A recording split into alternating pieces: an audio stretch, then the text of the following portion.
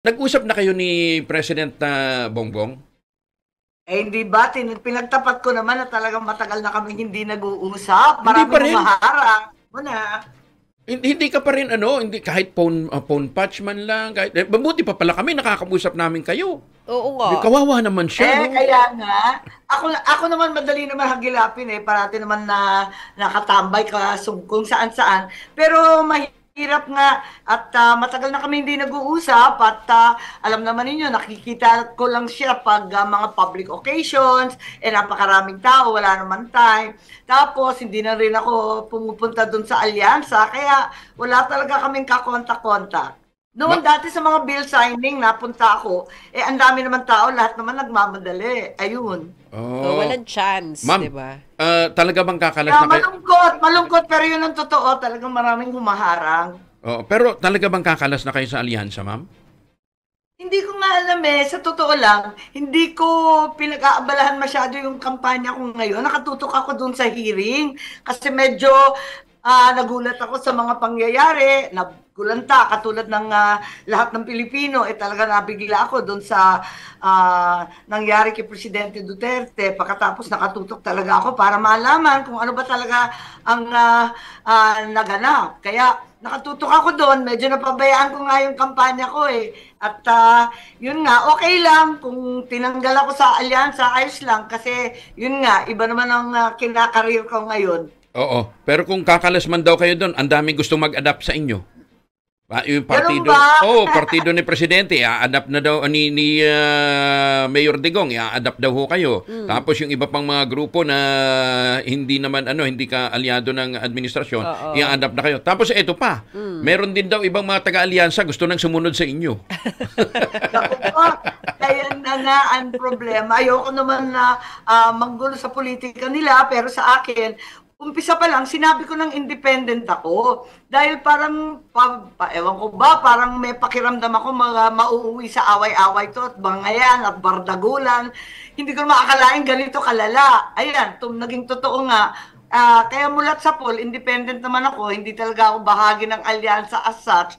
Sumasama lang ako pag barkada o kaibigan yung mga lokal. Doon sa lawag, syempre, nagtatampo na yung anak ko. Sabi, pag hindi ka sumipot, nakakahiya sa akin. So, ayun, pag ganun-ganon at na-absent din ako sa mga iba noon. Kung tatanggalin ako, sabi mo nga, maraming tumatanggap, maraming salamat sa lahat sa kanila. Pero independent muna ako habang nagsisiyasat, habang may investigasyon, di ba? Mas maigi yung... Ma'am, ito naman feedback sa amin sa ground, yes. Kasunod nga daw nung hearing nyo, nung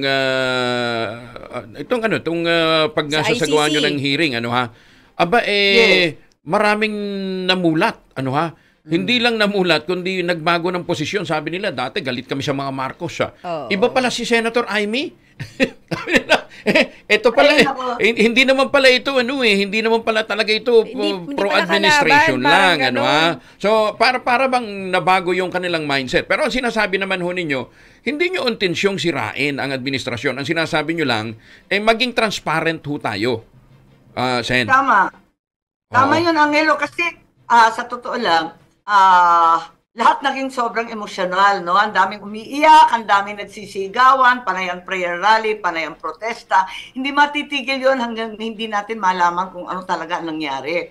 Sa totoo lang, nung tinawag ko yung hearing, hindi naman para maging anti-administrasyon, hindi naman kontra miski kanino. As a matter of fact, ang pagkaakala ko, talagang handang-handa sila pagkat yun nga, ang dami-dami nila. Maliban pa sa mga inimbita namin, nagpadagdag pa sila ng upuan, nagpadagdag pa sila ng imbitasyon. Pagkatapos, kinapos pa kami ng pagkain. Sabi ko, prepared na prepared itong mga to, andain nila.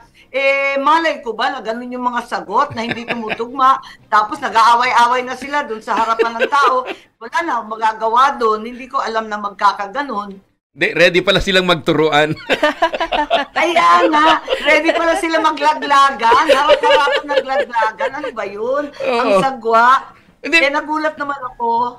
Talaga naman, di ko akala Sen, after ba noon, nagkausap kayo ni Secretary Anyo? Kasi kahit kami nagulat kami. Mantaki mo sabihin ni Secretary Anyo, hindi, wala ako dun Kaya nga nakakagulat. Tapos, ang nakakatuwa pa, bad mood na bad mood yata sila sa akin kasi usually, chikahan pagkatapos ng investigasyon, pupunta sa iyo at makikiusap. Ang tanging pumunta lang sa akin, samantalang malapit na malapit ang pamilya ko sa mga Remulla, kilala ko naman si Secretary Anyo mula pa nung panahon ni Presidente Duterte. Ang tanging kumausap lamang sa akin is si Chief PNP Marbil, nagpakilala. Ako po si General Marbil. Period. Nakakatawa. Hindi nyo daw kasi siya kilala. kasi ang taray ko, sabi ko, sino siya? Ganon, di ba noon? Ewan ko kung kailan. Biglang nagpakilala. Yun lang, ang pumansin sa akin pagkatapos ng hearing, nakakatawa. Paano naman kung kayong lalapitan ni General Torre? Nakayuko na nga lang yung Mama Sahiya Ayun ako, si General Torre, nakakatawa, pampresinto naman sumagot pala yun. Kakaloka, hindi niya alam kung ano yung warrantless arrest, arrest. Pero mas magaling di hamak ang pulis Ilocos ko. Pero Sen, nakakatakot yun, ha? Kasi kung paninindigan mo yung warrantless arrest, kasi hindi niya ma-distinguish kung ano yung may warrant at saka kung ano yung pwedeng arresto ng walang warrant. Nakakatakot yun kasi you're cascading a wrong information sa mga pulis mo on ground. CIDG pa naman to. Totoo. Sinabi mo, nakaka-nervous, isipin mo, tapos may mga statement pa siya dati na nakakatakot. Sabi niya, okay lang na walang warrant. Ano? Anong sinasabi nito?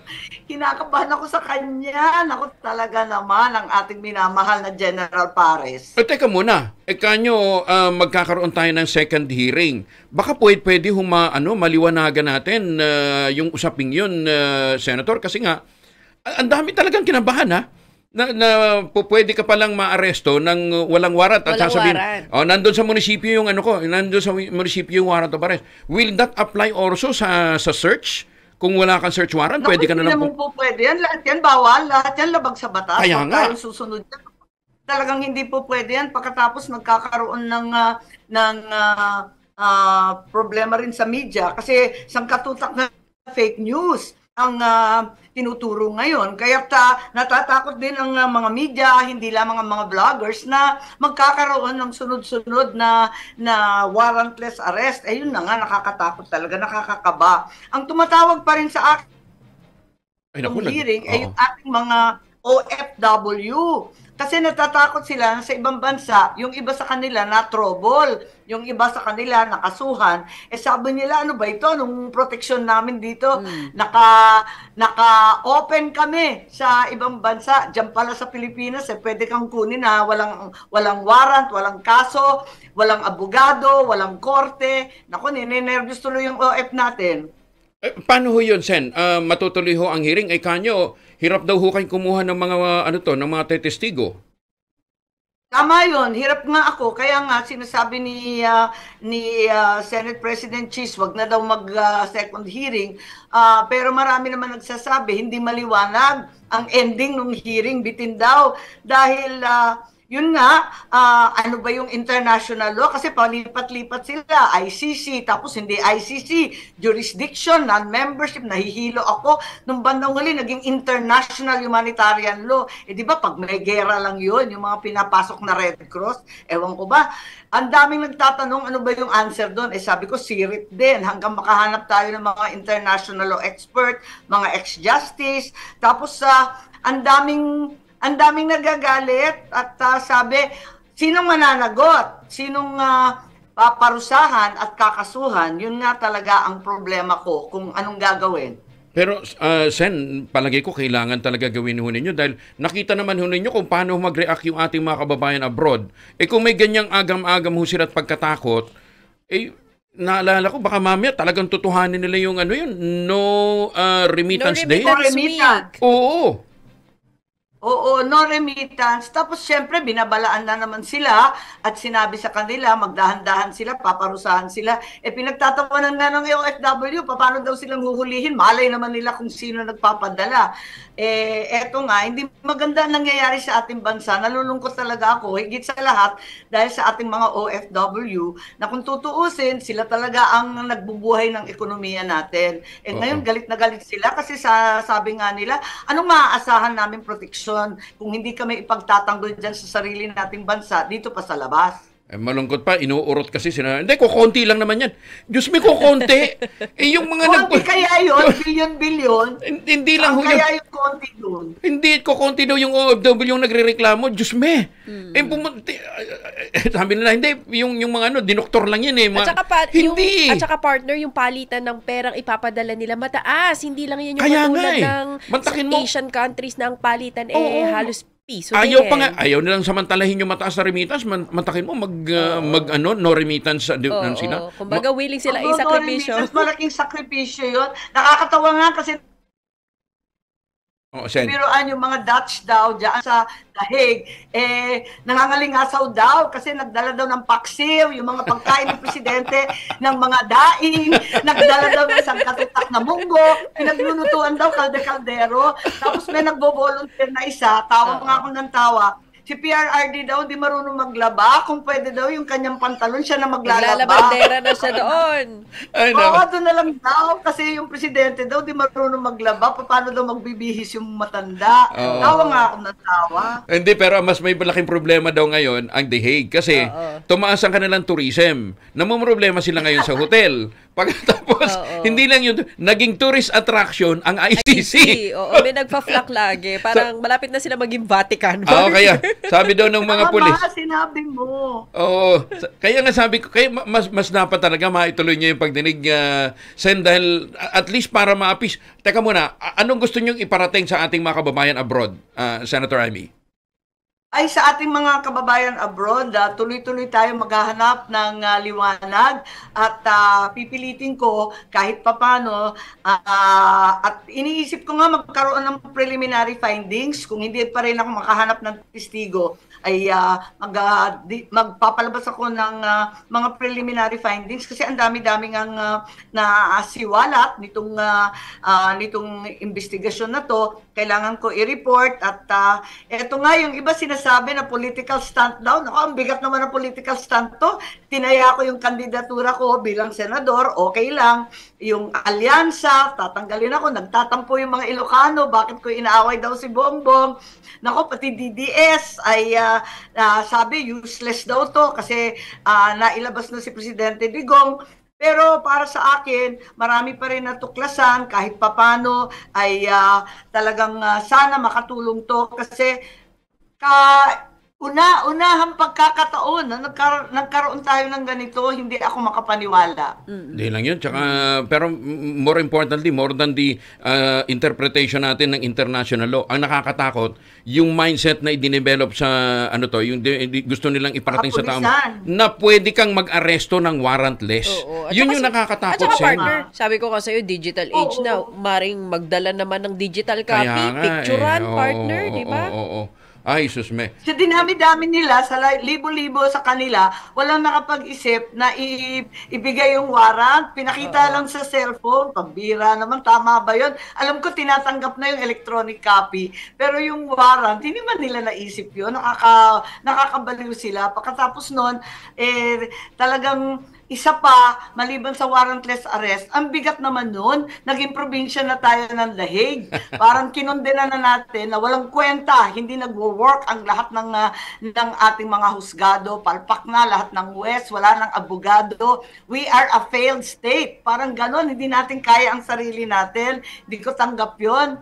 At saka, namimiligo ang bawat Pilipino. Pwede ka palang damputin at dalhin sa kung saan-saan. Pambihira. Senator, ano gusto niyo iparating na birthday wish sa presidente at sa ating mga kababayan na sa Friday na pala partner o Saturday. Ito galing ako ng Mindanao at Visayas. Yung mga tao doon nagpapa-imprenta ng sarili nilang t-shirt and they're spending for the t-shirts, pinamimigay ng libre para lang may magamit sa 28.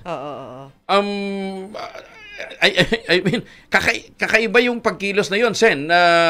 Baka may gusto ho kayong iparating na mensahe ho sa kanila.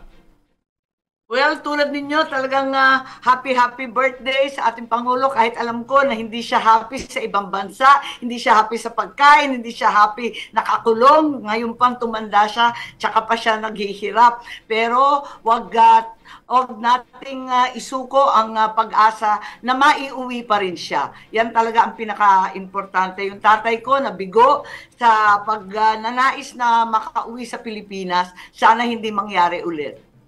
Oo nga. Tsaka, di ba, kaya lang nailibing sa libingan ng mga bayani ang dating Pangulong Marcos eh. Oo. Dahil kay Mayor Digong eh. Anyway, Sen, thank you ha. At higit sa lahat, Angelo, isa pa pala, hirit lang. Nais kong ipahiwatig kay Presidente Duterte na qualified na siya sa Expanded Centenarians Act. Check-in ng 10,000. This claim sa DSWD now na. 80 years old na kasi eh.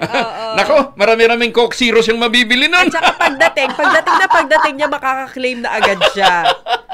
Ay, nakakaloka. Ako pang mag-deliver. Kung papapasukin. Pupunta kayo The Hague, Sen? Wala naman akong balak kasi sabi nga wag na pupunta dahil ang sabi ni Presidente Duterte kay VP daw, pumunta lang kayo kung balak ninyo magsiksikan dito sa selda ko. Kung hindi, di rin naman kayo papapasukin, tumulong na lang kayo sa Pilipinas. Ayan, okay. But in the meantime, we're looking forward for the next hearing, Sen. Thank you very much. Magandang umaga po. Nako, kayo talaga. Naghahanap pa ako ng testigo. Ayan, maraming salamat. Maraming salamat, At Sen. huwag kayong mag-alala, tuloy-tuloy po to. Thank Just you. Gina, Sen. Thank you. Maraming salamat po. Si Senator Amy Marcos.